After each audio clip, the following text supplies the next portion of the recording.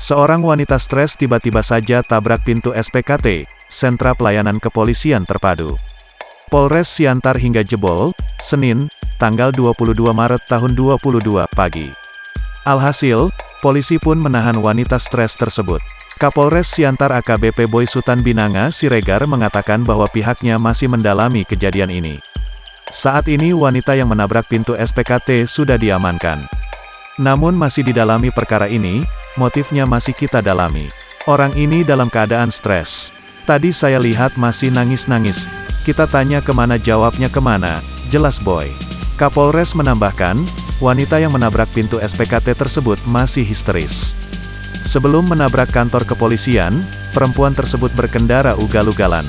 Adapun informasi yang diperoleh, perempuan yang menyebabkan kaca pintu SPKT Polres Pematang Siantar itu hancur berkeping-keping berinisial FR, 29, warga Jalan Kertas, Kota Pematang Siantar.